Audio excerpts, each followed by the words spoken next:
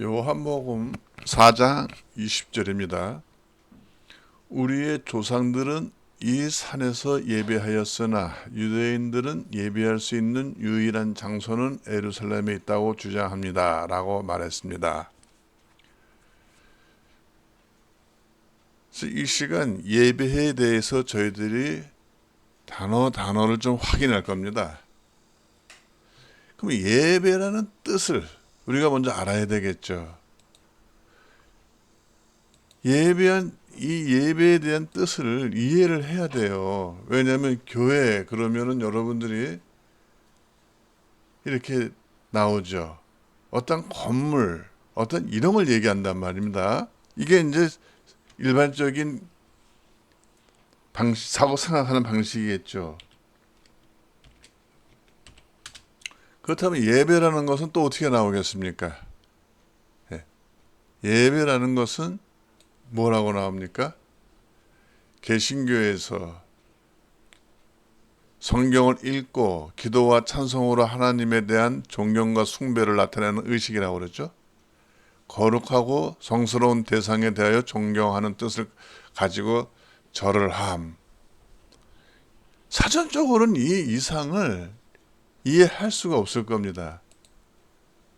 자, 그러면 우리가 이제 또 여러분들이 자꾸 저거 하는 부분, 예배도 보자는 얘기죠. 자, 예배 그러면은, 네. 뭐, 워십, 서비스, 뭐, 이런 거로 나오는데, 네. 이런 부분들이 많이 좀, 쉽게 얘기해서 제대로 전달이 안 되는 거죠, 제대로. 네. 자, 워십 그러면은, 네. 숭배, 예배, 신앙, 흠모 이렇게밖에 안 나오고 서비스라고 하면은 서비스, 봉사, 근무. 네. 네. 어떤 단어를 여러분들이 확인하시더라도 이 성경에 쓰여져 있는 뜻하고는 많이 차이가 난다는 걸 이해가 하실 겁니다. 그래서 예배라는 거는 헬라어로는 프로시키네오예요. 그러면 이제 여러분들이 이렇게 얘기할 거 아닙니까? 왜 이렇게 역사가 오래됐는데 이렇게밖에 이해들을 못했을까? 왜 이렇게 사용했을까? 이런 생각 안 드십니까? 근데 이유는 있죠. 왜냐면 이 성서가 이게 히브리어 헬라어로 되어 있지 않습니까? 그러니까 이걸 해석할 수 있는 사람이 많지가 않았어요. 굉장히 소수였거든요. 그래서 여러분들이 잘 아시는 대로 종교 개혁이 일어날 때 뭐에 의해서 개혁이 일어났습니까? 성서 때문에. 성서를 히브리어로 헬라어로 볼 수 있을 때부터 이 개혁이 일어나는 겁니다. 그래서 그때부터 개혁파라고 그래요. 개혁주의라고 그러고. 그 전에는 일상적인 삶이었겠죠. 그러나 성서를 보고 나서부터 이거 뜻이 뭔가 좀 와전되는구나. 뭔가 좀 잘못 알고 있구나. 이것 때문에 개혁이 일어났던 거예요. 그러니까 지금도 이 원래의 의미를 모르는 사람들은 그냥 일상에서 쓰는 방식으로 그 단어들을 이해를 하지 않습니까? 그러니까 그들에게 정말 개혁이 필요한 겁니다. 확인을 해야 돼요. 그래서 확인하는 겁니다, 이게. 그러니까 예배 이렇게 뭐 건물을 얘기하고 어떤 그런 행위를 얘기하는 것 이전에 그 내용이 있단 말입니다. 그 내용이 뭐냐? 지금 이게 여러분들이 사전적으로 보셔도 이건 일단은 프로시키네오는 어떤 대상한테 가까이 가는 거예요. 누구한테 가까이 가냐는 겁니다. 즉 여기서 보면은 이 수가성의 여인은 이 산에서 예배를 했답니다. 무슨 얘기냐면 그 산에 예배 드릴 장소가 있었다는 얘기죠. 성전이 있었다는 얘기죠. 그렇죠? 근데 거기서는 이 여인은 뭔가 미흡했던 거죠. 그래서 당신들의 말은 예배할 곳이 예루살렘에 있다. 이렇게 예수님한테 얘기합니다. 그건 예루살렘 성전을 얘기하는 거겠죠. 그럼 역사적으로 올라가면 이게 이 일이 왜 있었습니까? 예. 이런 부분들을 여러분들이 이해를 하셔야 돼요. 이들의 르호보암과 여로보암의 갈라짐 때문에 이런 일이 벌어지지 않습니까? 그러니까 성전을 따로따로 지었다고요. 그래서 그거를 찾고자 이 여인은 예수님 앞에 이 고백을 하는 거예요. 근데 21절에 뭐라 그럽니까? 예수님께서 이르시되 여자여 내 말을 듣고 믿으라. 이 산도 말고 예루살렘 말고 너희 아버지께 예배할 때가 이리라. 어차피 그 산에 가는 거는, 성전을 찾아가는 거는 하나님을 찾아가는 거거든요. 하나님께 예배를 드리려고 하는 겁니다. 근데 예수님은 뭐라 그래요? 여기도 아니고 거기도 아니야. 22절. 너희는 알지 못하는 것을 예배하고 우리는 아는 것을 예배하노니 이는 구원이 유대인에게서 남이라. 23절. 아버지께 참되게 예배하는 자들은 영과 진리로 예배할 때가 오나니 곧 이때라. 아버지께서 자기에게 이렇게 예배하는 자들을 찾으시니라.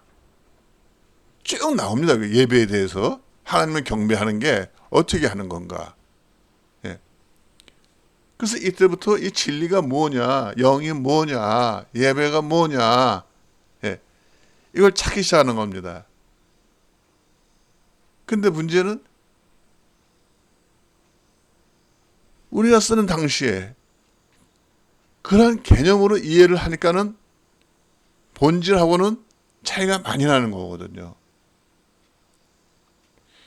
예배는 자꾸 하나님을 알려고 그래요. 그 하나님 뜻도 뭐였습니까? 하나님 형상을, 하나님에 대해서 너희 안에 올바로 세우라는 거였거든요. 그건 배워야 세워지는 거 아닙니까? 왜? 하나님을 우리는 의지할 수밖에 없는 존재들이거든요. 하나님을 의지할 수밖에 없는 존재이기 때문에 하나님 앞에 더 가까이 가는 것은 더 올바르게 알려고 가까이 나가는 거예요. 예배는요. 이런 부분을 확인을 하셔야 자기한테 어떤 동기가 생길 거란 말입니다.